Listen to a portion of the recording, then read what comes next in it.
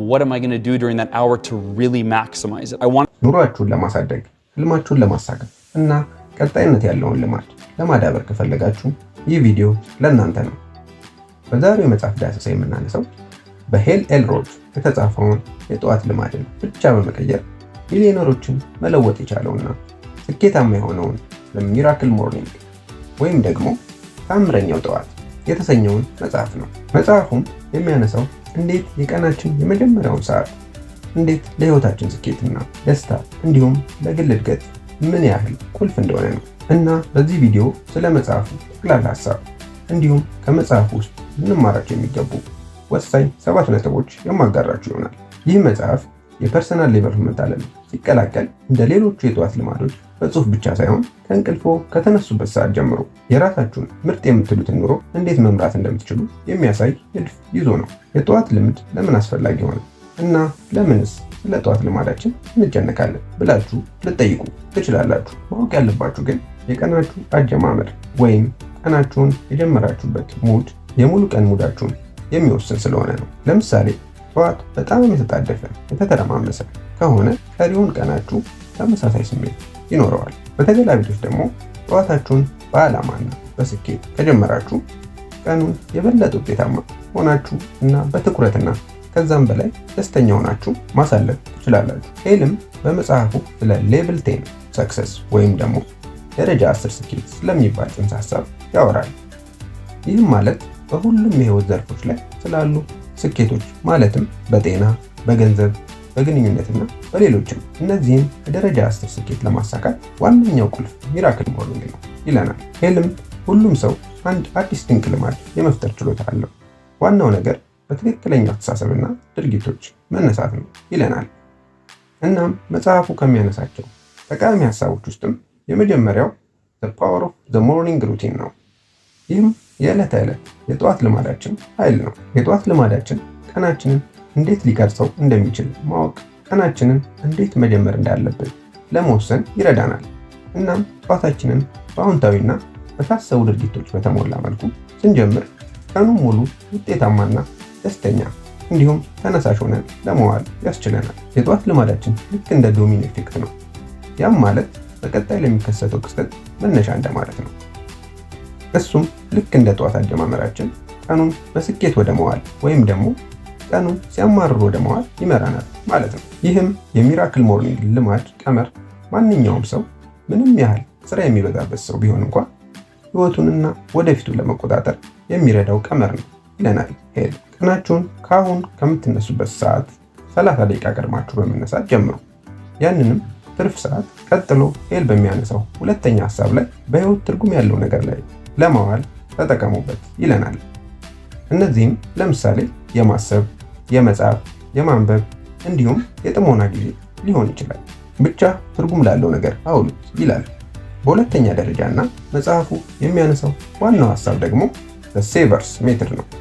ይህም ሴቨርስ የሚለው ምህጻረ ቃል ሲሆን በመጽሐፉ ውስጥ ካሉት ሐሳቦች ውስጥ ዋነኛውና መጽሐፉ የታወቀበት ጽንሰ ሐሳብ ነው። ይህም ሴቨርስ ማለት የመጀመሪያው ምህጻረ ቃል ኤስ ማለት ሳይለንት ወይም ጸጥታ፣ ኤ ማለት ደግሞ አፊርሜሽን ወይም ማረጋገጫ፣ ቪ ቪዥዋላይዜሽን ወይም በአይነ ህሊና ማሰብ፣ ኢ ኤክሰርሳይዝ ወይም የአካል ብቃት እንቅስቃሴ፣ አር ሪዲንግ ወይም ማንበብ፣ ኤስ ስክራይቢንግ ወይም መጻፍን ያመለክታሉ። እነዚህ 6 ልማዶች የታምረኛው ጠዋት ወይም በሚራክል ሞርኒንግ የሚባለው የዕለት ተዕለት እንቅስቃሴ ወይም የጀርባ አጥንት ናቸው ይላል። እናም እነዚህን 6 ሴቨርስ ማድረግ አስተሳሰባቸውን፣ ምርታማነታቸውን እና የውስጥ ደህንነታቸውን ወይም ስሜታቸውን ይለውጣሉ ይለናል። እናም እነዚህ 6 ልማዶች በየቀኑ ጠዋት ላይ እንድንተገብራቸውና የህይወት ልምዳችን እንድናደርጋቸው ሄል ይመክረናል። የመጀመሪያው ሳይለንት ወይም ዝምታን ሲገልጸው ጠዋታችሁን በጸጥታ ጀምሩ።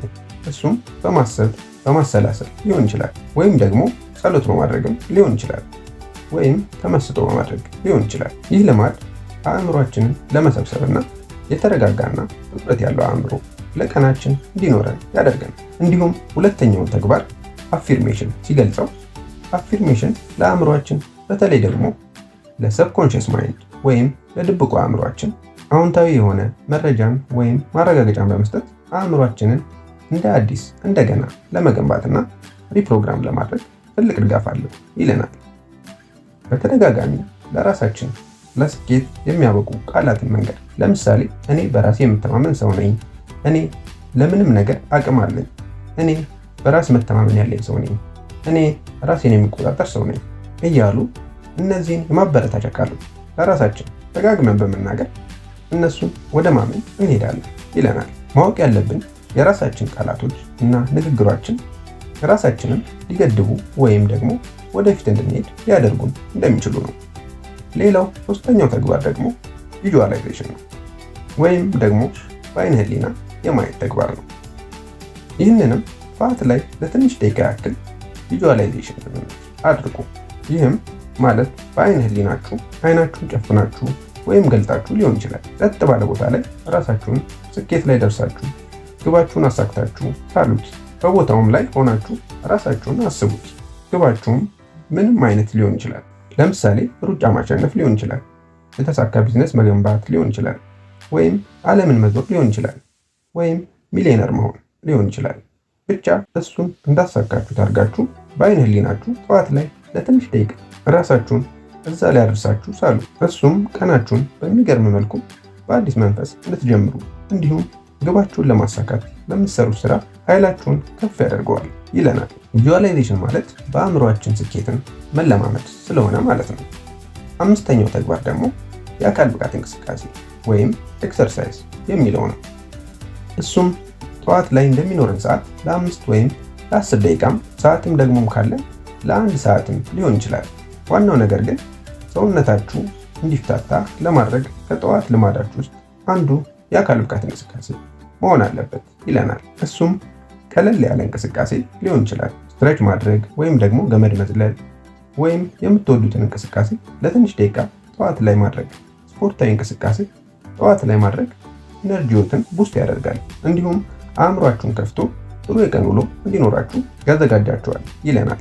ቀጣዩና አምስተኛው ደግሞ የማንበብ ተግባር ነው። ይህም ጠዋት ላይ አንድም ሆነ 2 ገጽ ሊያነሳሳችሁ የሚችልና የሚያስተምር ወይም አነቃቂ ጽሑፎችን ወይም መንፈሳዊ የሆነ መጽሐፍ ቅዱስንም ወይም ቁርአንም ሊሆን ይችላል። ለአእምሯችሁ እውቀትን፣ ጥበብን የሚመግብ ጠዋት ላይ ትንሽዬ እውቀት መውሰድና ማንበብ አስፈላጊ ነው ይላል። ሌላው ማድረግ ያለብን ብሎ የጠቀሰው ከሴቨርስ አንዱና የመጨረሻው ደግሞ ጆርናል ማድረግ ነው። ጠዋት ላይ ለጥቂት ደቂቃዎች ጆርናል ማድረግ ወይም መጻፍን ይልመዱ።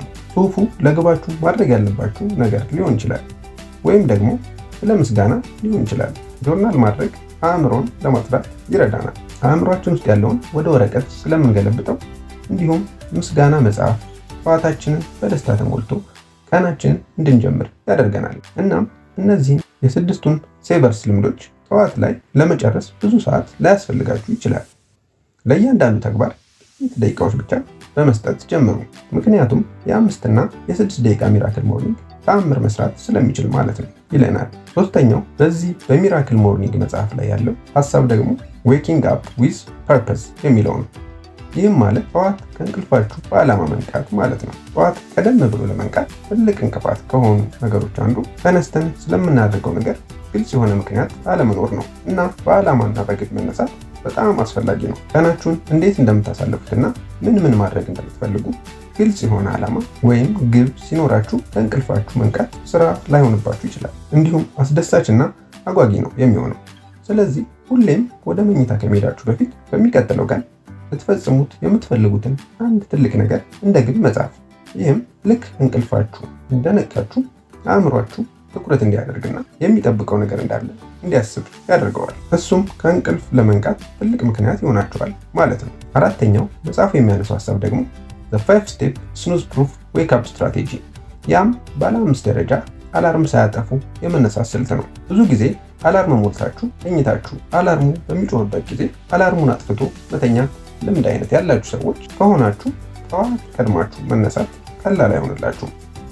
ስለዚህ ነው ሄል እነዚህን አሁን የምጠቅስላችሁን ባለ 5 ደረጃ አላርም ሳያጠፉ የመነሳት ስልት የነደፈው። እነዚህም 5 ስትራቴጂዎች እንቅልፍን አሸንፎ ለመነሳት ያለውን ትልቅ ፈተና ለማሸነፍ የሚጠቅማችሁ ናቸው። የመጀመሪያው ከመተኛታችሁ በፊት ሀሳባችሁንና አእምሯችሁን ለነገ አዘጋጅታችሁ መተኛት። ይህም በተነሳሽነት እና በጋለ ስሜት ጠዋት ላይ ለመንቃት ይረዳችኋል። ሁለተኛው ደግሞ አላርማችሁን ከመኝታችሁ አርቃችሁ ማስቀመጥ። ይህም ማለት አላርሙን ለማጥፋት ተነስታችሁ መሄድ ባለባችሁ ርቀት ማስቀመጥ። ይህም ከአልጋችሁ ለመነሳት ስለሚያስገድዳችሁ በዛውም ትነቃላችሁ ማለት ነው። ሶስተኛው ደግሞ ወዲያውኑ ከእንቅልፋችሁ እንደተነሳችሁ የመጀመሪያው ስራችሁ ጥርሳችሁን መቦረሽ ነው ይለናል። ይህም ተግባር ለአእምሯችን የመንቃት ሙድ ላይ እንዲሆን ስለሚያደርገው ወዲያው ወደ ቀጣይ ተግባራችሁ መሄድ ትችላላችሁ።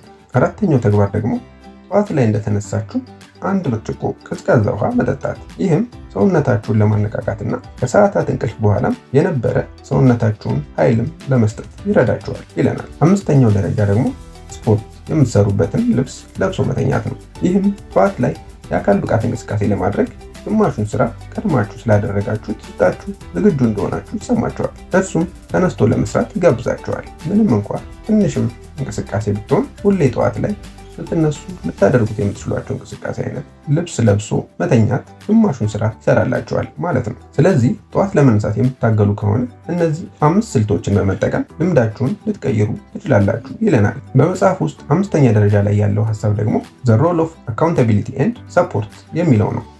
ይህም የተጠያቂነትና የድጋፍ ሚና። አዳዲስ ልማዶችን በምንተገበርበት ጊዜ የተጠያቂነትና የድጋፍ ማግኘት ሚና ትልቅ ነው። ጓደኞቻችሁ ሊሆኑ ይችላሉ፣ ወይም የህይወት አማካሪያችሁ፣ ወይም ተመሳሳይ ልማዶች በመተግበር ላይ ያሉ ሰዎች ያሉበትን ግሩፕ በመቀላቀል ከእነሱ ጋር አብራችሁ ብትተገብሩ ብርታት ይሆናችኋል። ሌላ ሰው መኖሩ ላይ ተነሳሽነታችሁ እንዲጨምር እንዲሁም ለመተው ስታስቡ ደግሞ እንድትበረቱ ያግዛችኋል። በዚህም ይህን ሚራክል ሞርኒንግ መጽሐፍ ያነበቡ ሰዎች የተሰባሰቡበትና በዚህ መጽሐፍ የሚሳተፉ የፌስቡክ ግሩፕ አለና እነሱን በመቀላቀልና የእናንተን ልማድ በማካፈል የእነሱን ልማድ በማየት ተነሳሽነታችሁ እንዲጨምር ይረዳችኋል። 6ኛው የመጽሐፉ ሀሳብ ደግሞ ስሞል ቼንጅ ሊድስ ቱ ቢግ ሪዛልት ወይም ደግሞ ትናንሽ ለውጦች ወደ ትልቅ ውጤት ይመሩናል የሚል ነው። የሚራክል ሞርኒንግ የጠዋት ልምድ አንዱ ጥሩ ነገር በአንድ ጀንበር ሙሉ ህይወትን ስለመቀየር ሳይሆን በትንንሽ ለውጦች ወደፊት ትልቅ ነገርን ስለማድረግ የሚያስተምር ነው። በየቀኑ ጠዋት ጥቂት ተጨማሪ ደቂቃዎች ራሳችሁን ጊዜ ሰጥታችሁ በምታደርጉት ተከታታይ ድርጊት ለግባችሁ የሚያደርስ ውጤትን ታገኛላችሁ። ዋናው ቁልፍ ነገር ወጥነት ነው። የምታደርጉት እድገት ቀርፋፋ የሆነ ሊመስላችሁ ይችላል። ነገር ግን የዕለት ተዕለት ድርጊቶቻችሁ ድምር ውጤት የሚታየው ከጊዜ በኋላ ስለሆነ በመጨረሻ ወሳኝ ከፍተኛ የሆነ ውጤት ያለውን ስራ ይፈልጋል ይለናል። ስለዚህ 6ቱን የሚራክል ሞርኒንግ ተግባሮች በትንሹ ጀምሩ። ከ10 እስከ 20 ደቂቃ ብቻ በማድረግ ወደፊት እየጨመራችሁ ታሳድጉታላችሁ። በጊዜ ሂደት በአስተሳሰባችሁ፣ በምርታማነታችሁ እንዲሁም በአጠቃላይ ሂደታችሁ ላይ ትልቅ ለውጦች ታስተውሉበታላችሁ ይለናል ሄል። 7ኛውና የመጨረሻው ሀሳብ ደግሞ ከስተማይዚንግ ዩር ሚራክል ሞርኒንግ ቱ ሱት ዩር ላይፍ። ይህም ማለት የጠዋት ልማዳችሁን ከራሳችሁ ሕይወት ጋር በሚስማማ መልኩ መተግበር ነው። ሄል በዚህ መጽሐፍ ጠንካራ የሆነ የጠዋት ልምድ ማቀፎችን ቢያቀርብም የእያንዳንዳችን ሕይወት ግን የተለያየ መሆኑን ማስታወስ ያስፈልጋል። ስለዚህ ለእናንተ የሚሰራው የትኛው እንደሆነ ማወቅ አስፈላጊ ነው። በዚህም በጊዜ ሰሌዳችሁ በምርጫችሁ እና ግባችሁን ያማከለ የሴቨርስ ተግባርን ማስተካከል ትችላላችሁ። ለምሳሌ ብዙ ጊዜ የሌላችሁ ከሆነ ጠዋት ላይ በእያንዳንዱ ሴቨርስ ተግባር ላይ 2 ደቂቃ ልታጠፉ ትችላላችሁ። ወይም ደግሞ የማታ ሰው ከሆናችሁ ደግሞ የተወሰኑትን የሴቨርስ ተግባሮች ቀናችሁ መጨረሻ ላይ ማድረግ ትችላላችሁ። ዋናው ነገር የግል እድገታችሁ ያልተቋረጠና ጊዜ የምትሰጡት መሆኑ ነው። በዚህም ለእናንተ የሚስማማ ስኬጁል እስከምታገኙ ድረስ በተለያየ አይነት ሞክሯቸው። ምክንያቱም ዋናው ዓላማ የህይወት እድገት ማሳየት እንጂ ፍጹምነት ስላልሆነ ማለት ነው። ለማጠቃለል ያህልም አስተሳሰባችሁን ለማሳደግ የህይወት ውጤታማ ለመሆንና ዘላቂ ልማዶችን ለመፍጠር የሚፈልጉ ከሆነ ሚራክል ሞርኒንግ ሙሉ አቅማችሁን እንድትጠቀሙ ይረዳችኋል። እነዚህ ልምዶችንም መተግበር ከቻላችሁ በጠዋት የበለጠ ጉልበት እንዲሰማችሁ አእምሯችሁን ትሪክ ማድረግ ትችላላችሁ። ይህ ማለት አእምሮን ማታለል ማለት ነው። ምክንያቱም ማይንድ ቦዲ ኮኔክሽን በጣም ፓወርፉል ስለሆነ። ከዚህ ሚራክል ሞርኒንግ መጽሐፍ ጠቃሚ መረጃዎች እንዳገኛችሁ ተስፋ አደርጋለሁ። መጽሐፉን ሙሉን ልታነቡት እመክራለሁ። በዚህም የዛሬውን የሚራክል ሞርኒንግ መጽሐፍ ዳሰሳ በዚሁ ላብቃ። በተጨማሪም ቪዲዮን ከወደዳችሁት ላይክ እና ሼር በማድረግ እና ሰብስክራይብ በማድረግ ቤተሰብ ይሁኑ።